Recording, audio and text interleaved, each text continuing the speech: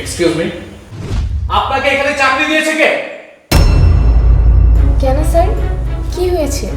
কি হয়েছে?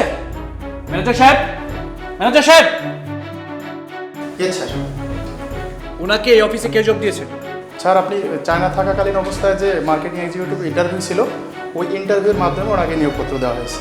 আমি বুঝতে পারছি না, আপনি আমার এই অফিসের ম্যানেজার হয়ে অফিসের নিয়মকানুন জানেন না? কেন স্যার, কি হয়েছে? এইরকম গেও খেত একটা রক্ষণশীল মেয়ে হয়ে আমার কোম্পানিতে কিভাবে চাকরি পায় উনি? স্যার, আমি কি এমন পড়েছি যেটা দেখে আপনি মানতে পারছেন না? এই মেয়ে, আপনি এগুলো কি পরে আসছেন? কি পরে আসছেন এগুলো আপনি?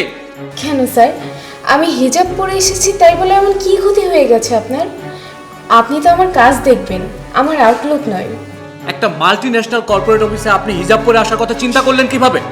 আপনি একটু সাধারণ কর্মী হয়ে আমার সাথে মুখে মুখে তর্ক করতেছেন। এই মেয়ে, আপনি জানেন আমি কে? আমি কি করতে পারি আপনাকে?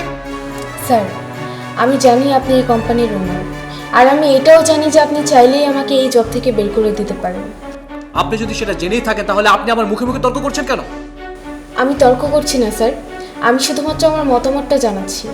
শুনুন, আমার এই কোম্পানি আমি অন্য কারো মতামত নিয়ে প্রতিষ্ঠিত করিনি, সেটা আমি আমার মতামতে প্রতিষ্ঠা করেছি। সো আমি চাইবো আমার কোম্পানিতে যারা চাকরি করবে তারা সবাই স্মার্ট লোক নিয়ে আমার অফিসে বসবে। স্যার, স্মার্টনেসটা হলো একটা আপেক্ষিক বিষয়, আর আমার কাছে যেটা স্মার্ট সেটা আপনার কাছে স্মার্ট নাও লাগতে পারে। লুক প্লিজ, দেখুন না, এই যে আমার পিএস, ওনার লুকটা একটু দেখুন আপনি। আমার এই পিএস যেভাবে আসে আপনাকে ঠিক এইভাবে আমার অফিসে আসতে হবে। দেখুন, এটা কোনো ধর্মীয় প্রতিষ্ঠান নয় যে আপনি যা খুশি তা বলে যাবেন। এটা হচ্ছে আমার একটা বিদেশি প্রতিষ্ঠান, এখানে বাইরে থেকে অনেক বায়াররা আসা যাওয়া করে। সো তাদের কাছে আমার কোম্পানির কোনো ইমপ্রেশন যেন নষ্ট না হয়ে যায়, সেটার জন্য আপনাকে অবশ্যই স্মার্ট লোক এখানে আসতে হবে। আর তা যদি আপনি না করতে পারেন তাহলে এই কোম্পানি থেকে আপনাকে আমি চাকরিচ্যুত করতে বাধ্য করবো।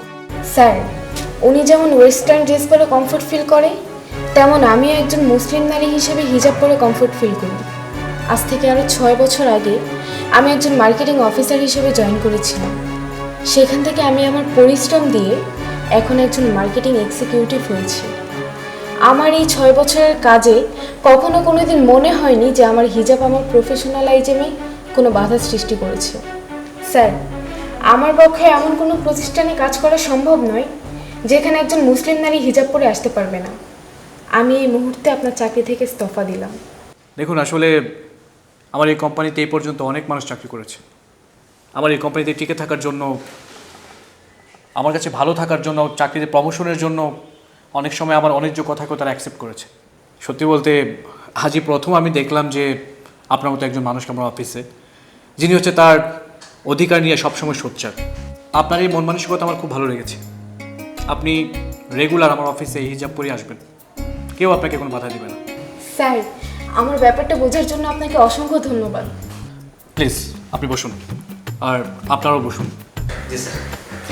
সাহেব, আপনার সাথে একটু কথা আছে, চলুন আসুন।